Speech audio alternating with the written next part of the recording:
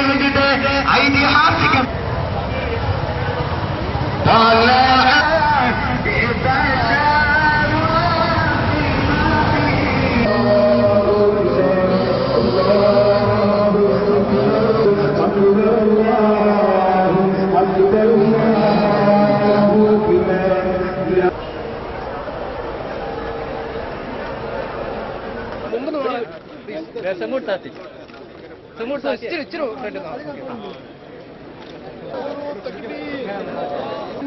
മതി മതി.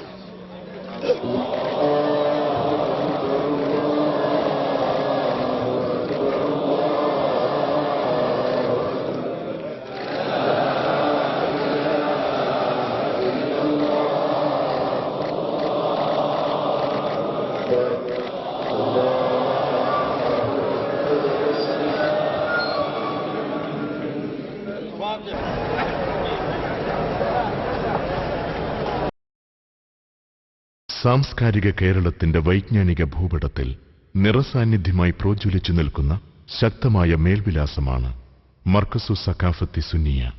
3 പതിറ്റാണ്ടിന്റെ സേവന മികവോടെ 33ാം വാർഷികത്തിലേക്ക് പ്രയാണപാതമൂന്നുന്ന മർക്കസിന്റെ ചരിത്രം എക്കാലത്തും ധന്യമാർന്ന അധ്യായങ്ങളാണ്.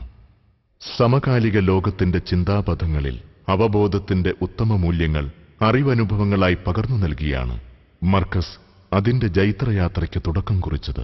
ഗ്രാമവിശുദ്ധിയുടെ സംശുദ്ധിയിൽ നിന്നും ഉയിർക്കൊണ്ട ഒരു വ്യക്തിത്വത്തിന്റെ ദൈക്ഷണിക വിചാരങ്ങളിൽ ചിറകടിച്ചുയർന്ന ഒരാശയത്തിന്റെ പ്രതിഫലനമിന്ന് സമുന്നതവും വിപുലവുമായ വിജ്ഞാന സമന്വയ നികേതമായി തല ഉയർത്തി നിൽക്കുന്നു.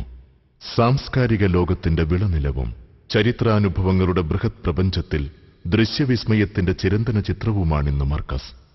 1978 വിശ്വോത്തര പണ്ഡിതൻ മർഹൂം സയ്യിദ് അലവി മാലിക്കിയുടെ അനുഗ്രഹീത കരങ്ങളാണ് ഇന്ന് വൈജ്ഞാനിക ലോകം നമിക്കുന്ന ഈ വിശ്വവിദ്യാലയത്തിന് ശില പാകിയത്. സാംസ്കാരിക സമൃദ്ധിയുടെ വിളനിലവും രാഷ്ട്രീയ പ്രബുദ്ധതയുടെ ചാലകശക്തിയുമായി വർത്തിക്കുന്ന മർക്കസിന് എല്ലാ നിലയിലും എല്ലാ അർത്ഥത്തിലും ലോകതലത്തിൽ അടയാളപ്പെട്ടു കിടക്കുന്നു. കർമ്മകുശലതയുടെ കരുത്തുറ്റ അധ്യായങ്ങൾ അനർഘമായ കാഴ്ച സന്ദേശമായി കാലചുമരുകൾക്കുമീതെ രേഖപ്പെടുത്തുന്ന മർക്കസിന്റെ വളർച്ചാ വികാസത്തിന്റെ സൂത്രധാരനും ജീവനാഡിയും AP എന്ന ദ്വയാക്ഷരത്തിന്റെ പിന്നിലൊളിഞ്ഞിരിക്കുന്ന കാന്തപുരമെന്ന മഹാമനീഷിയാണ്. മർക്കസ് അടയാളപ്പെടുത്തിയ രേഖീയ ചിത്രങ്ങൾ സ്ഥാപനങ്ങളായി കാരുണ്യപ്രവർത്തനങ്ങളായി നിറഞ്ഞു നിൽക്കുന്നു. മർക്കസ് വരയ്ക്കുന്ന ഭൂപടം മാനവികതയുടേതാണ്. സ്നേഹസൗഹാർദ്ദത്തിന്റെ നിറക്കൂട്ടുകൾ വർണ്ണവിസ്മയങ്ങളായി പ്രകാശം പൊഴിക്കുന്ന ഈ വിദ്യാനികേതത്തിലേക്ക് കടന്നുവന്ന സ്വാത്വിക ഹൃദയങ്ങൾ, സാംസ്കാരിക നായകർ, രാഷ്ട്രനേതാക്കൾ, രാഷ്ട്രീയ മുഖങ്ങൾ എല്ലാമെല്ലാം നിരവധിയാണ്.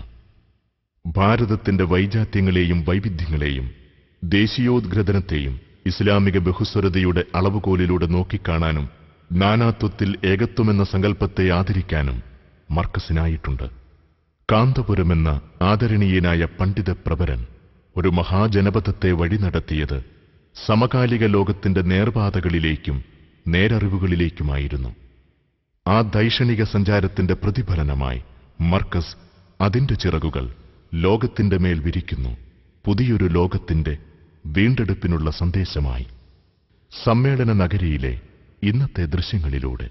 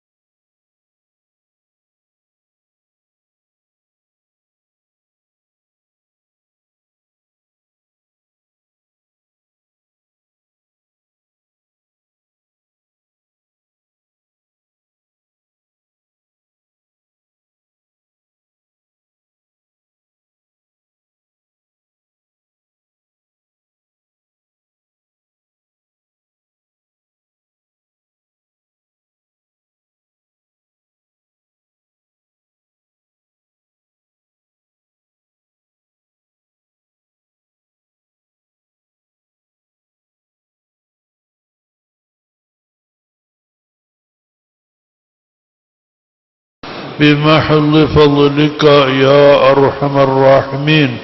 وصلى الله تعالى وسلم على خير خلقه سيدنا محمد وآله الحمد لله.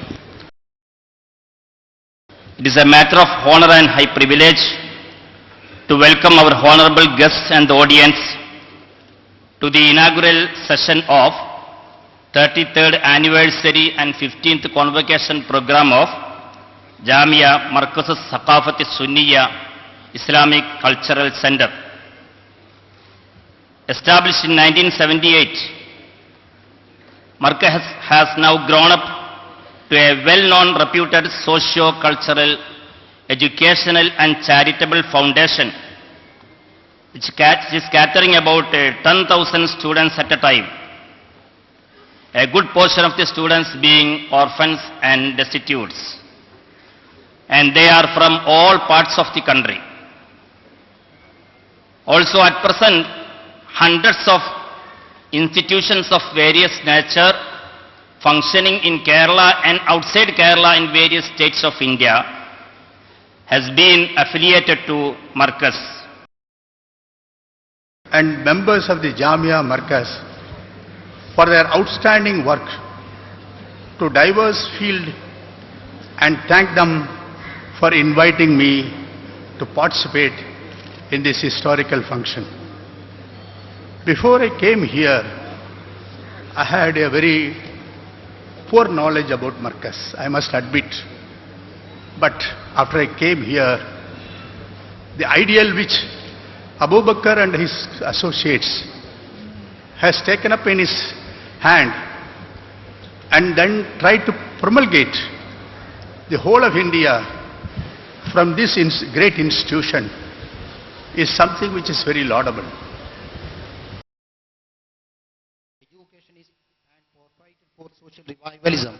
He has played a cardinal role in shaping the future of the society through his selfless efforts in the field of charity, education and reformation. He organized and proved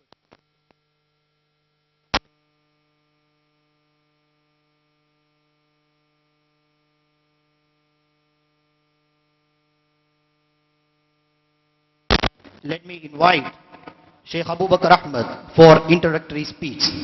Welcome, sir. السلام عليكم ورحمة الله. بسم الله الرحمن الرحيم. الحمد لله رب العالمين، والصلاة والسلام على سيدنا محمد وآله وأصحابه أجمعين. أما بعد،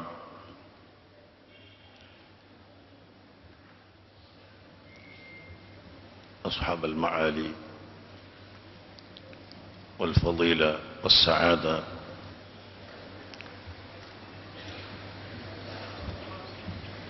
نرحبكم أولا على إتاحة الفرصة لهذا الحضور. نشكر الله سبحانه وتعالى على هذه النعمة، والحمد لله رب العالمين وشكرا. പ്രിയപ്പെട്ട സഹോദരങ്ങൾ, സുഹൃത്തുക്കൾ,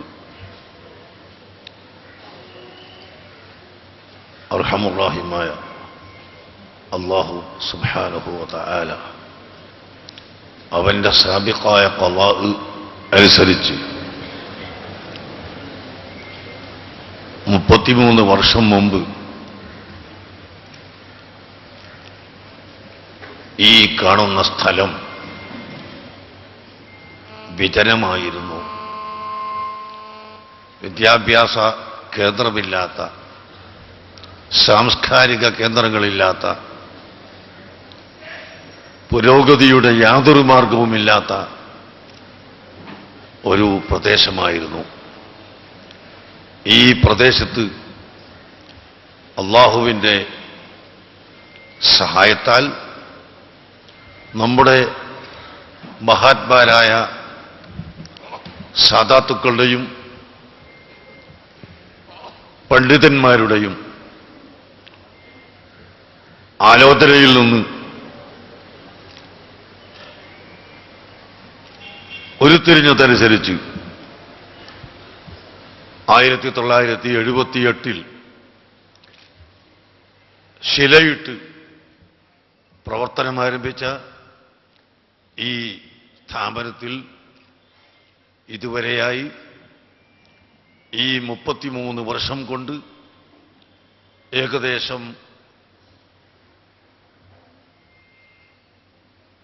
50,000-ഓളം വിദ്യാർത്ഥികൾ വിവിധ മണ്ഡലങ്ങളിലായി പഠനം പൂർത്തിയാക്കി പുറത്തിറങ്ങി ജോലി ചെയ്തുകൊണ്ടിരിക്കുകയാണ്.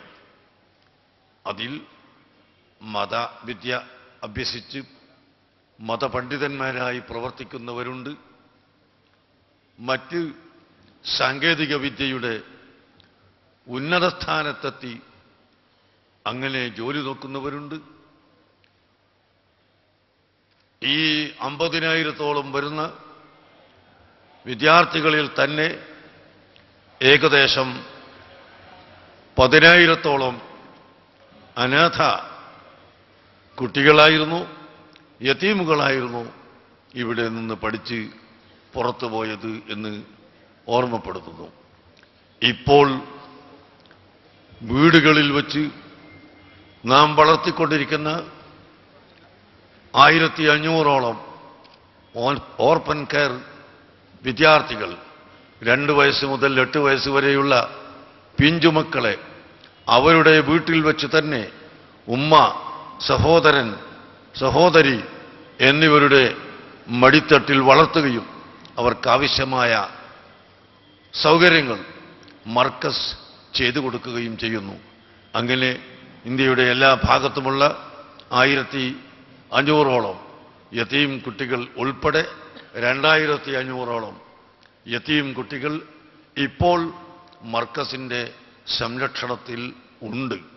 കൂടാതെ ശരീഅത്ത് കോളേജും ഹിഫ്ദുൽ ഖുർആനും അപ്രകാരം ഭൗതിക സാങ്കേതിക വിദ്യ അഭ്യസിക്കുന്ന സ്കൂളുകളും സയൻസ് കോളേജും മറ്റ് കോളേജുകളും എല്ലാം ഇവിടെ നടക്കുകയാണ്. ഇതൊന്നും നമ്മുടെ നാട്ടിലെ വിദ്യാർത്ഥികൾക്ക് പഠിക്കാൻ പര്യാപ്തമല്ല എന്ന് ഞാൻ ഈ സമയത്ത് പറയാൻ ആഗ്രഹിക്കുകയാണ്. വിദ്യാർത്ഥികളെ സ്കൂളുകളിൽ ചേർക്കുന്ന സമയം അങ്ങേയറ്റം ആളുകൾ സീറ്റ് കിട്ടുമോ എന്ന പേടിയോടുകൂടി ഓടുകയാണ് ചെയ്യാറുള്ളത്. അതുകൊണ്ട് ഇനിയും വിദ്യാർത്ഥികൾക്ക് വലിയ സ്ഥാപനങ്ങൾ ആവശ്യമാണ്. കൂടാതെ ഇന്നും കേരളത്തിലെ വിദ്യാർത്ഥികൾ എൻ്റെ അറിവ് ശരിയാണെങ്കിൽ 60% അന്യ സ്റ്റേറ്റുകളിൽ പോയിട്ടാണ് പഠിച്ചുകൊണ്ടിരിക്കുന്നത്. കർണാടക സ്റ്റേറ്റിലും തമിഴ്നാടിലും അങ്ങനെ ഇന്ത്യയുടെ എല്ലാ ഭാഗത്തും ചെന്ന് പഠിക്കുകയാണ് നമ്മുടെ കേരളത്തിൽ സ്ഥാപനങ്ങളില്ലാത്തതുകൊണ്ട്. അതിനാൽ ഇവിടെ നമ്മുടെ വിദ്യാർത്ഥികൾക്ക് വലിയ വലിയ സ്ഥാപനങ്ങളുണ്ടാക്കി എല്ലാവിധ വിദ്യാഭ്യാസങ്ങളും നൽകണമെന്ന ലക്ഷ്യത്തോടുകൂടി മർക്കസ് തഖാഫത്ത് സുന്നിയ, മർക്കസ് നോളേജ് സിറ്റി എന്ന പേരിൽ ഒരു സിറ്റിയുടെ രൂപകൽപ്പന ചെയ്ത് കൊണ്ടിരിക്കുകയാണ്. അതിൻ്റെ ആരംഭം കുറിച്ച് കഴിഞ്ഞിട്ടുണ്ട്. വിശദവിവരം പിന്നീട് പറയും. അങ്ങനെ മത, ഭൗതിക, സാങ്കേതിക വിദ്യാഭ്യാസ രംഗത്ത് ഈ രാജ്യത്തെ ജനങ്ങളെ അഭിവൃദ്ധിപ്പെടുത്തുന്നതിനു വേണ്ടി അഹോരാത്രം പരിശ്രമിച്ചുകൊണ്ട് പ്രവർത്തിക്കുന്നു. മർക്കസ് എന്നതുകൊണ്ട് തന്നെയാണ് ഈ സ്ഥാപനത്തിന് ഈ രാജ്യത്തെ മുഴുവൻ ജനങ്ങളുടെയും സ്വീകാര്യതയും അംഗീകാരവും സ്നേഹവും പിടിച്ചുപറ്റാൻ സാധിച്ചിട്ടുള്ളത് എന്ന് ഞാൻ മനസ്സിലാക്കുന്നു. അതോടൊപ്പം മത, ഭൗതിക, സാങ്കേതിക വിദ്യ, സമുന്നയ വിദ്യാഭ്യാസം നടപ്പിലാക്കുന്നതോടൊപ്പം മറ്റ് മതക്കാരും മറ്റ് ജാതി മതക്കാർ നമ്മുടെ മർക്കസിന്റെ കീഴിൽ പല സ്ഥാപനങ്ങളിലും പഠിച്ചുകൊണ്ടിരിക്കുന്നത് കൊണ്ട് മതസൗഹാർദ്ദത്തിനും മതമൈത്രിക്കും കൂടി നമ്മുടെ സ്ഥാപനം കാരണമായി തീർന്നു എന്നത് വളരെ വ്യക്തമാണ്. ആകയാൽ ഈ സ്ഥാപനത്തിൻ്റെ വളർച്ച അള്ളാഹുവിൻ്റെ സഹായത്താൽ വലിയ വളർച്ചയാണ്. പക്ഷേ ഇന്നുവരെയായി ഈ സ്ഥാപനത്തിന് വലിയ ഒരു വഖഫ് സ്വത്ത് വലുതായി ഉണ്ടാക്കാൻ സാധിച്ചിട്ടില്ല. അതിൻ്റെ യത്നത്തിലാണ് ഉള്ളത് എന്ന് ഞാൻ ഓർമ്മപ്പെടുത്തുന്നു. 33 കൊല്ലം പൂർത്തിയായ ബിൽഡിംഗാണ് എൻ്റെ ഇടഭാഗത്തുള്ള മെയിൻ ബിൽഡിംഗ്. 3 കൊല്ലം മാത്രമുള്ള ബിൽഡിംഗാണ് വലഭാഗത്തുള്ളത്. രണ്ടും ഒരുപോലെ നിങ്ങൾക്ക് മനസ്സിലാകുന്നത് അതിൻ്റെ മെയിൻ്റനൻസ്, അതിൻ്റെ റിപ്പയർ ഇതെല്ലാം കൃത്യമായി ചെയ്ത് ഭംഗിയായി കൊണ്ടുവരുന്നത് കൊണ്ടാണ് എന്ന് ഞാൻ ഓർമ്മപ്പെടുത്തുന്നു. 33 കൊല്ലം കഴിഞ്ഞ ബിൽഡിങ്ങും 3 കൊല്ലം മാത്രമായ ബിൽഡിങ്ങും എല്ലാം ഒരേ രീതിയിൽ നിർത്തി ആ നിലക്ക് ഞങ്ങൾ ഇതിനെ കാത്തു സൂക്ഷിച്ച് എല്ലാ കാര്യങ്ങളും ചെയ്തുകൊണ്ട് വരികയാണ്. അങ്ങനെ മനുഷ്യന് ആത്മീയമായ ഭക്ഷണവും ശാരീരികമായ ഭക്ഷണവും ഇവിടുത്തെ വിദ്യാർത്ഥികൾക്ക് നൽകി ജനങ്ങൾക്ക് നൽകി പ്രവർത്തിക്കുന്ന സ്ഥാപനമാണ് മർക്കസ്.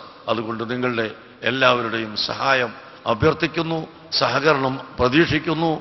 ഈ ഇവിടെ കൂടിയ എല്ലാ ആളുകളോടും ഞങ്ങളുടെ കൃതജ്ഞത അറിയിക്കുന്നു. അസ്സലാമു അലൈക്കും.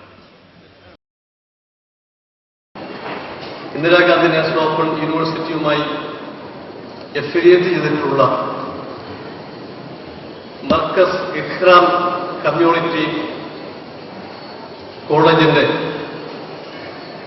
ഔപചാരികമായ ഉദ്ഘാടന കർമ്മം അനുമതിയോടുകൂടി നിർവഹിച്ചതായി ഇവിടെ പ്രഖ്യാപിക്കുകയാണ്.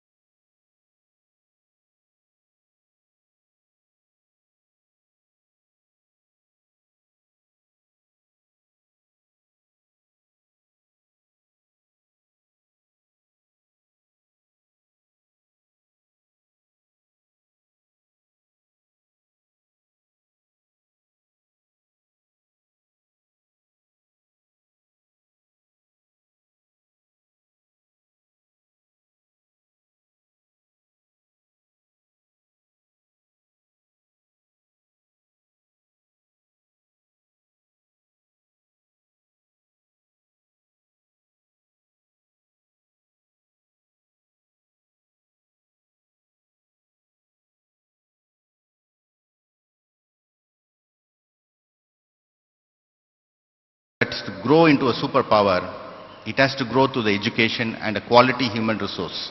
That is what has been exactly done here. And I see this institution, I was amazed to see this institution has grown from 250 students to 12,000 students today, and much more. A lot of free education to the poor and orphan has been given here. It's really a wonderful service done by our Ustad. I wish him a long life and to serve this community. Thank you. His Majesty the Sultan is committed to enhance Islamic education in Brunei Darussalam by setting up Islamic educational institutions, including Islamic Research Center and Islamic University. I observe the similarities in what the Markaz aspires to achieve as the guiding light of knowledge for tomorrow's world and the message of solace in times of strife. I had the privilege to interact with the eminent Sheikh Abu Bakar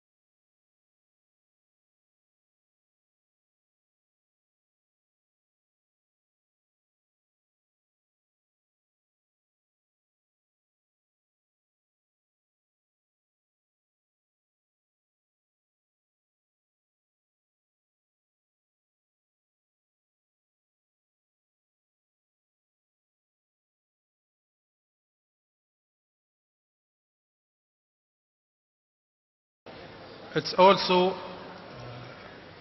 give some training to the students to teach them some professional doings and handicrafts, and also it's giving a social service to the society.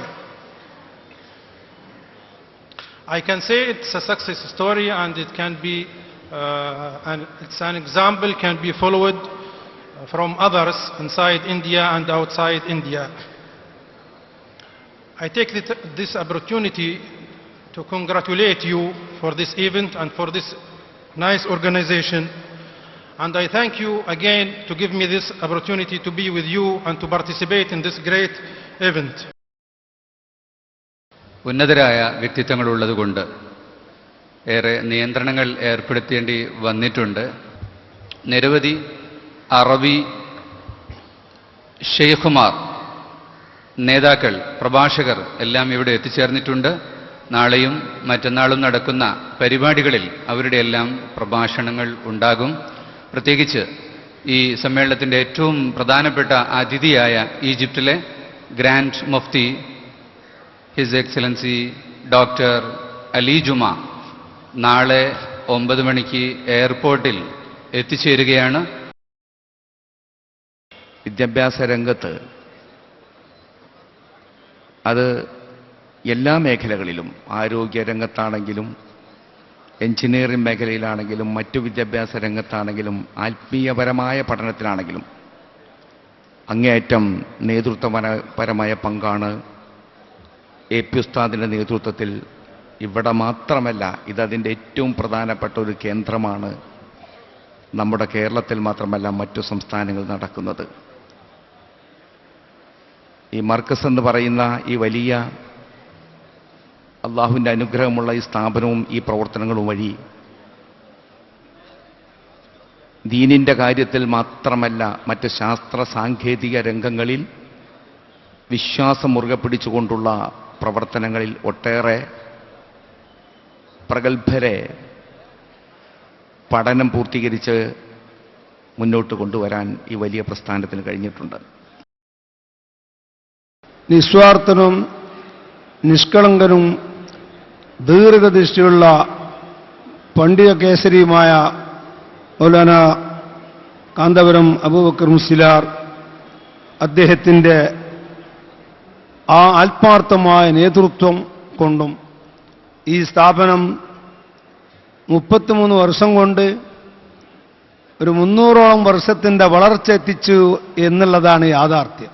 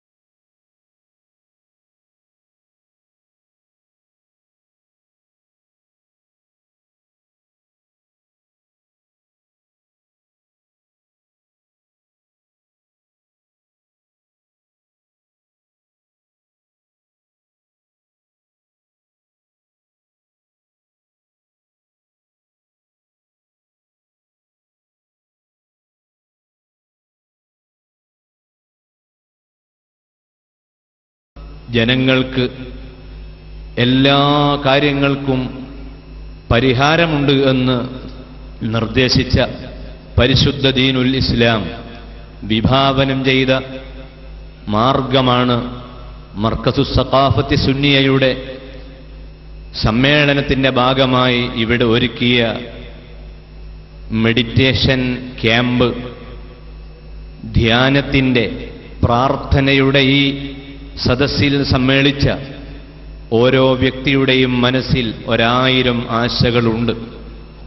കഴിഞ്ഞ 2 വർഷം മുൻപ് സമ്മേളനം നടന്നതിനു ശേഷം മർക്കസിന്റെ ഈ വാർഷികവും പ്രാർത്ഥനാ സദസ്സും കാത്തുകഴിയുന്ന Gulf രാജ്യങ്ങളിലുള്ള, കേരളത്തിലുള്ള, ഇന്ത്യയിലുള്ള ലക്ഷക്കണക്കിന് സഹോദരന്മാരുടെ അഭയ കേന്ദ്രമായി, പ്രാർത്ഥനയുടെ വേദിയായി ഈ സദസ്സ് രൂപപ്പെടുകയാണ്.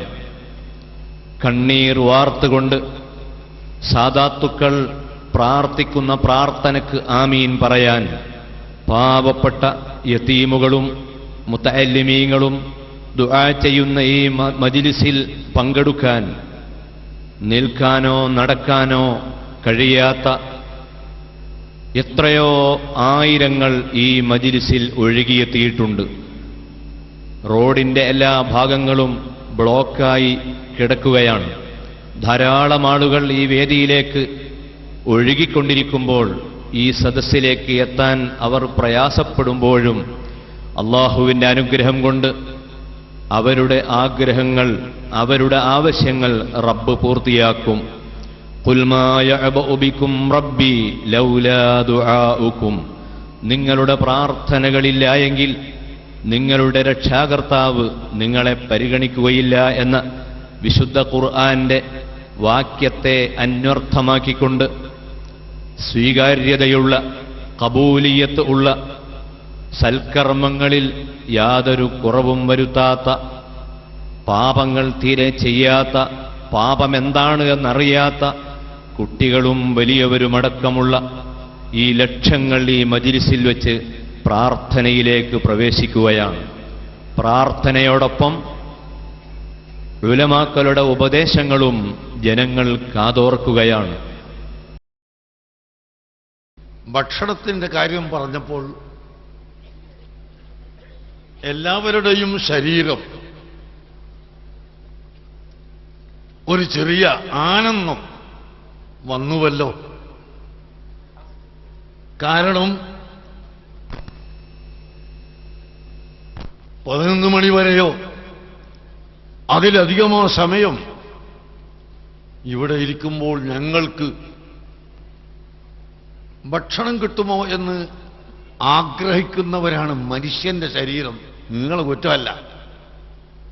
അപ്പൊ കിട്ടുമെന്ന് പറഞ്ഞപ്പോ നമുക്ക് അൽഹംദുലില്ലാ ഇന്നത്തെ കാര്യം അവിടെ ശരിയായി. ഞാനിത് പറയുന്നത് തമാശക്ക് പറയുന്നതല്ല. ഇത് നമ്മുടെ ജഡത്തിന്റെ ഭക്ഷണമാണ് ഇപ്പറഞ്ഞത്.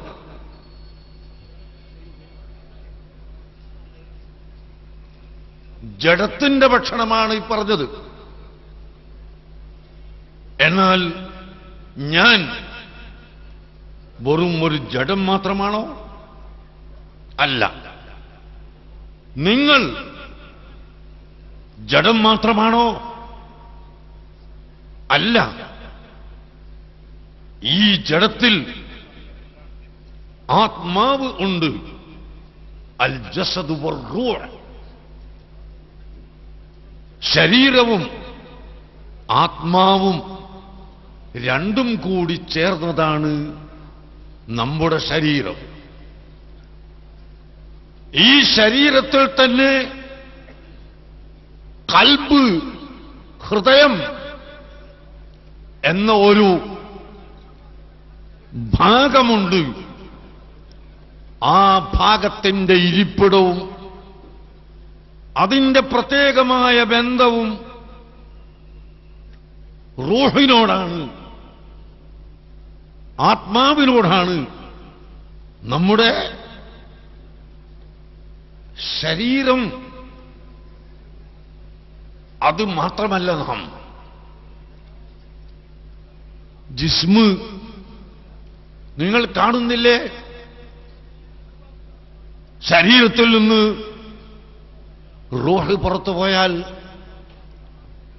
പിന്നീട് ആ ശരീരത്തെ ഇവിടെ വെക്കുകയില്ല, മറവ് ചെയ്യപ്പെടുകയാണ്. മറവ് ചെയ്യപ്പെടുന്നത് അല്ലാഹുവിന്റെ കൽപ്പന ഉള്ളതുകൊണ്ട് മാത്രമാണ്.